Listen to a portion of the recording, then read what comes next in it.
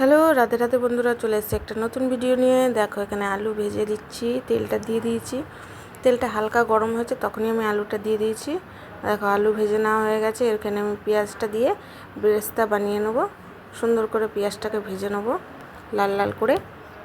তোমরা সবাই কেমন আছো? আশা করি ভালো আছো।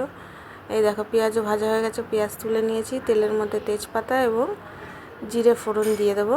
তারপরে আবারও আমি পেঁয়াজ দিয়ে দেবো। আমার রান্না তোমাদের কেমন লাগে অবশ্যই আমাকে কমেন্ট করে জানাবে। যারা ফেসবুকে দেখছো তারা চ্যানেলটাকে সাবস্ক্রাইব করে দেবে, আর যারা ইউটিউবে দেখছো তারাও আমার চ্যানেলটাকে সাবস্ক্রাইব করে দেবে। দেখো পেঁয়াজটা ভাজা হয়ে গেছে। এবার একে একে আমি লবণ, হলুদ, লঙ্কা গুঁড়ো সব দিয়ে দেবো। আমি সবসময় তেলের মধ্যেই লঙ্কার গুঁড়োটা দিই, কারণ তেলের মধ্যে লঙ্কার গুঁড়োটা দিলে খুব সুন্দর একটা কালার আসে।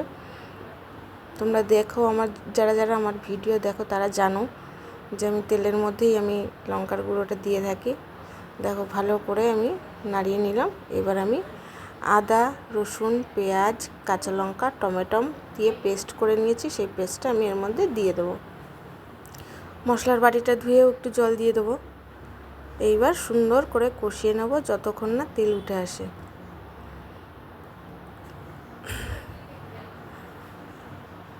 তোমরা সবাই জানো যে পুজোর সময় অনেকেই ব্যস্ত ছিল, ভিডিও করতে পারিনি, কারণ পুজোর সময় ঘোরাঘুরি আনন্দতেই একদম ব্যস্ত ছিলাম। বাইরেই খাওয়া দাওয়া হয়েছে। দেখো এইবার দেখো আমি পেঁয়াজ বেরেস্তাগুলো নিয়ে নিয়েছি আর 100 গ্রাম টক দই নিয়ে নিয়েছি। আমি এই দুটোকে একসঙ্গে পেস্ট করে নেব সুন্দর করে। একদম মহারানীর মতো চিকেনটা হচ্ছে, এত আদর যত্ন করে। দেখতেই পাচ্ছ কত সুন্দর আদর যত্ন করে। দেখো জল বেরিয়ে এসছে। এবার জলটাকে আমি শুকিয়ে নেব। এবার আর ঢাকবো না, কষাতে কষাতে জলটাকে শুকিয়ে নেব আমি।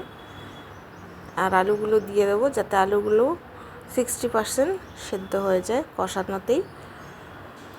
এত সুন্দর মহারানীর মতো আদর যত্ন করে হচ্ছে বলে চিকেনটাকে আমি কিন্তু চিকেন মহারানী নাম দিয়েছি। তোমাদের ভালো লাগলে অবশ্যই আমাকে কমেন্ট করে জানাবে। আরও নতুন নতুন ভিডিও পাওয়ার জন্য। দেখো তেল উঠে এসছে কত সুন্দর মাংসটা থেকে, আর মাংসটার কালারটাও চেঞ্জ হয়ে গেছে। মাংসটা একদম 80% সেদ্ধ হয়ে গেছে। আমি সামান্য জল দিয়ে দেবো। তার আগে আমি দিয়ে দেবো এই মিক্সি করে রাখা দই আর পেঁয়াজের পেস্টটা। এর মধ্যে একটু জল দিয়ে আমি দিয়ে দেবো। যখন তোমরা মাংসের মধ্যে দইটা অ্যাড করবে তখন গ্যাসের ইয়েটা একদম সিম করে দেবে, না হলে কিন্তু দইটা ফেটে যাবে।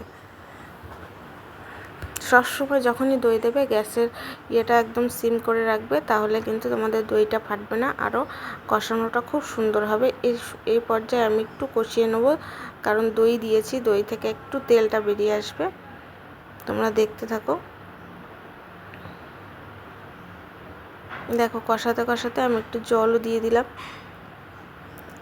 এবার আমি এটাকে ফুটতে দেবো। ফুটে আসলে আমি এর মধ্যে অ্যাড করব গরম মশলা। আমি গুঁড়ো গরম মশলাটা ইউজ করছি, তোমরা চাইলে বেটেও দিতে পারো। দেখো আমার মাংসটা প্রায় নামানোর মুখে, তখন আমি একটু কাসুরি মেথি দিয়ে দেবো। তোমরা চাইলে ধনেপাতা দিতে পারো বা ঘি অ্যাড করতে পারো।